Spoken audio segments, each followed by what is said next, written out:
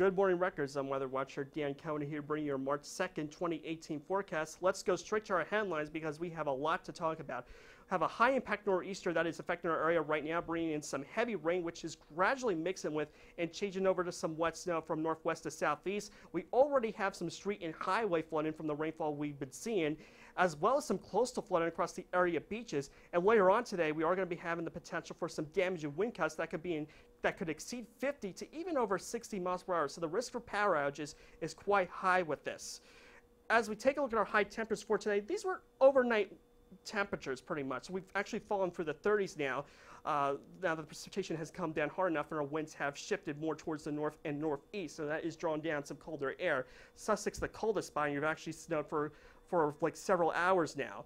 But as we take a look at area-wide, there's not a lot of Arctic air to work with this system, so it's a very marginal air mass, but there's just enough that we do have some snow occurring, especially across the interior. Areas like Mount Pocono, Ithaca, and Odiai, you're going to see the bullseye of snow out of this. But meanwhile, in the Garden State, temperatures are just very, very marginal with this entire setup. But as we take a look at it, as far as our watches and warnings concerned, boy, we have a plethora, just like almost looks like a color-coded coloring book or anything along those lines. This is high wind warnings, which are set to go in effect from 10 a.m. onwards. We have flood watches, flood advisories, and coastal flood warnings. And then across the northwestern portions of the Garden State, we have some winter storm warnings and even advisories, which are questionable if they actually get extended a bit further eastward. And I'll kind of show you why that might happen in just a little bit. As we look at our radar the past few hours, we've seen some colder air work its way down to the surface. So this is allowing the rainfall to mix with and even change over to some wet snow, even here across New Brunswick. Now this is going to depend on how heavy the precipitation does fall. We have a lot of cold air aloft that is cold enough to support snow. Just the problem is the surface temperatures. But if the precipitation does come down heavy, the rain can mix with and change over to snow.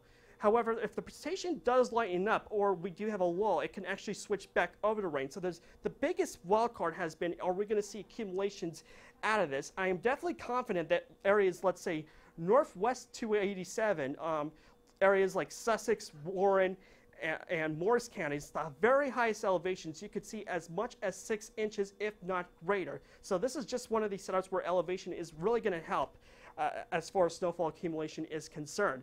But as we take a look at a brighter picture across much of the Northeast, the reason why we have this very potent coastal low, which is really deepening, that's also why the winds are really going to pick up later on today, as this low pressure kind of like stalls and does kind of a loop back towards our coastline. So there's going to be problems with beach erosion and also coastal flooding. The reason why this is happening, not on the map, but there's a big block and high across Canadian Maritimes all the way up into Canada. And what that is doing is just slowing the flow down. Instead of storms that are just rapidly cutting to our west or moving rapidly west to east and just moving out to sea, this is just forcing storms to redevelop off our coastline and just meander there, bringing in some problems. Just the thing is, we don't have a lot of Arctic air to work with, so if we had a more cold air with this would easily have been a big blockbuster snowstorm for the entire Garden State. Just not happening with this system, but regardless, this is a high impact storm. Don't need snow to cause a lot of problems, as you can see. But I'm going to show you in the futurecast, we do have the snow across New Brunswick points north and west across 11:30 a.m. But you can kind of see what I mean.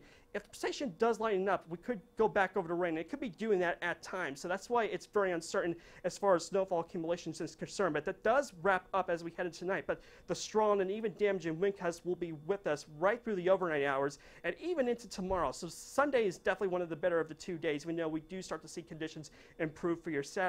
I do want to show you another futurecast, which is snow and snowfall amounts. Now this model I think is way overdone as far as showing snowfall accumulations. Look at this. It's showing as much as 8, even 10 inches around I-95. I don't see that happening. We really would have to be in some consistent heavy banding and for temperatures to at least like lower to around 33 degrees if we really want to talk about heavy snowfall amounts. I just don't see that happening. So divide those amounts by, let's say, 4 inches or so, and that's likely going to see what you're most likely going to see out of this. The worst case scenario is 1 to 3 inches, but like I said, if you're northwest of I-287, you could see as much of a half a foot, if not greater. So elevation is going to really help with this type of setup. But like I said, this does wrap up by the time we head in the late evening hours, but we still have the strong winds to deal with.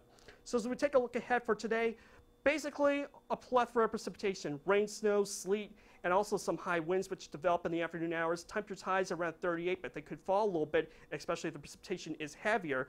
Northwesterly winds at 30 to 40 miles per hour. Those are sustained winds. Those are like, at times, tropical storm force winds in spots. So the potential for power outages with this system is quite high. So make sure you have flashlights, generator on standby. Given how just very saturated the ground is, it's not going to take much for power outages to occur across a lot of the area. As we head into tonight, the precipitation does wrap up, but the winds are still with us, and the winds can still gust over 50 miles per hour even after midnight. So as we take a look at the 7-day forecast, we have our high impact nor'easter for your Friday. Conditions slowly improve on Saturday, but we could still have some winds that gust at times up to 40 miles per hour, if not greater, especially on the coast. But otherwise, Sunday, like I said, is the better of the 2 days. Still pleasant for Monday, then we may have another coastal storm to deal with midweek. A lot of uncertainty with that as far as time is concerned, or whether we do see some rain or snow. I do think temperatures are too marginal right now to support accumulating snow, but we'll definitely have to watch this. This does have the potential to trend colder, but once we get the system out of the way, we'll have a better idea how midweek does behave itself. As always, you could check us out every 15 minutes on RUTV channel 23.1, or like us on Facebook or Twitter using the hashtag RUWeather. And for more information, you can log on to our website by typing in weatherwatcher.rutgers.edu. I'm Dan Cohen. Make it a great Friday. Certainly stay tuned for updates, and certainly stay inside if you don't have anywhere to go today.